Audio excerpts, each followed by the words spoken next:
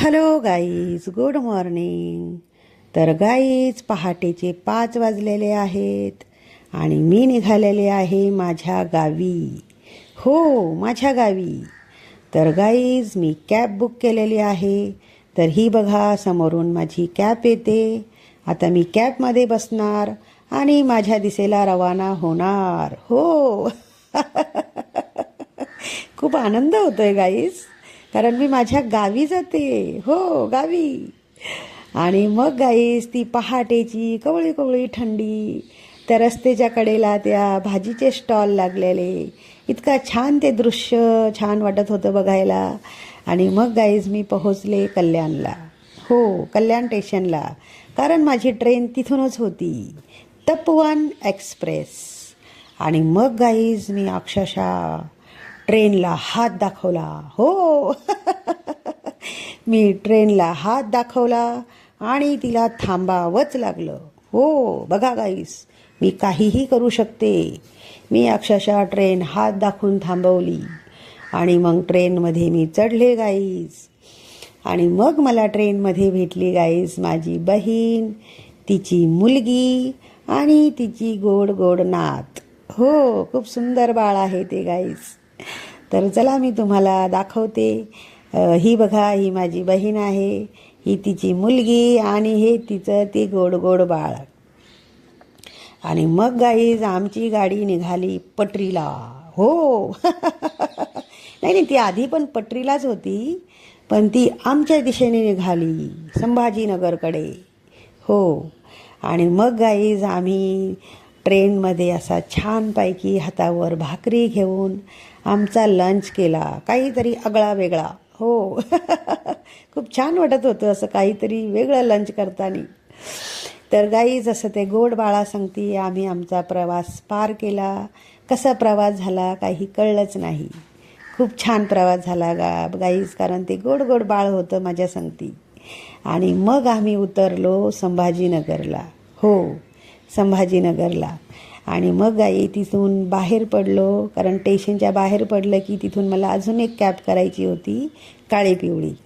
मग मी ती कॅब केली आणि मग पुन्हा मी माझ्या गावाकडच्या दिशेने रवाना झाले. हो. आणि मग गाईस, इतका आनंद होता सगळीकडे. माझ्याही मनात खूप आनंद होता आणि तिकडे सर्वांच्या मनातही खूप आनंद होता, कारण मी येणार होते गावी. तर माझे भाऊ, माझ्या बहिणी, भावाचे मुलं सगळे आनंदी होते. पण गाईस, दुसरा दिवस आमच्यासाठी खूप दुःखाचा होता, कारण त्या दिवशी होती माझ्या आईची पुण्यस्थिती. हो, असा दिवस कोणाच्याही कधी आयुष्यामध्ये न येवा देवा, मी हीच प्रार्थना रोज करते देवाकडे, कारण तो भयंकर दिवस आमच्या आयुष्यामध्ये खूप आधीच आलेला आहे गाईस. माझ्या आईला जाऊन 5 वर्ष झाले आणि दरवर्षी आम्ही माझ्या आईची पुण्यस्थिती साजरी करतो. सर्वांच्या चेहऱ्यावर दुःख होतं, सगळ्यांच्या डोळ्यात पाणी होतं आणि अशी आम्ही खूप दुःखाचा तो दिवस आमचा असतो गाईज. असा दुःखाचा तो दिवस पार पडला आणि मग ते डोळ्यामध्ये पाणी घेऊन आणि चेहऱ्यावरची ती दुःख घेऊन मी माझा प्रतीचा प्रवास गाईज पुन्हा चालू केला. हो, मी पुन्हा निघाले मुंबईकडे. तर ही माझी बहीण आहे, ती माझ्या गळ्यात पडून रडते. आणि हा माझा भाऊ आणि ही माझी वहिनी, ही मला वाटं लावायला आलेच गाईज. आणि ही माझी गोड गोड भाची, खूप गोड आणि खूप लाडकी आहे गाईज ती माझी. तर गाईज, अशा मी बसले. मग माझ्या त्या काळे पिवळीमध्ये पुन्हा निघाले मी मुंबईकडे. मला पुन्हा यायचं होतं गाईज संभाजीनगरला. हो, तिथूनच माझी ट्रेन होती जनशताब्दी. हो, जनशताब्दी माझी रिटर्नची ट्रेन होती गाईज. मग मी स्टेशनला पोहोचले आणि मग माझी ट्रेन आली गाईज. मी बसले ट्रेनमध्ये जनशताब्दी आणि असा पुन्हा मी माझा प्रवास एकटीने पार केला गाईज. ते चेहऱ्यावरती माझ्या दुःख होतं, कारण कुठेतरी ते आईची आठवण होती मनामध्ये. आणि असा माझा तो निराश नाराज असा माझा प्रवास मी एकटीने पार केला गाईज. कारण माझी बहीण काही कामानिमित्ताने ती तिथेच थांबली, म्हणून मला एकटीला यावं लागलं. आणि जाताना तर खूप खुश होते गाईज मी, पण येताना कुठेतरी ते आईची आठवण होती आणि ते दुःख होतं माझ्या मनामध्ये. तर अशा पद्धतीने गाईज मी कल्याणला पोहोचले.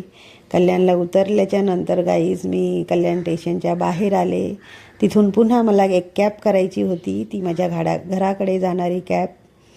तर असा माझा मी प्रवास पार पडला आहे गाईज. आता मी बघा कल्याण स्टेशनवरनं कॅबमध्ये बसणार आणि माझ्या घरी जाणार. तर गाईज तुम्हाला कसा वाटला हा माझा प्रवास, तुम्ही तुमच्या छान छान कमेंटमधून मला नक्की कळवा. आणि गाईज असा ह्या प्रवास करून मी माझ्या घरी पुन्हा सुखरूप पोहोचले. तर गाईज कसा झाला माझा प्रवास नक्की कळवा.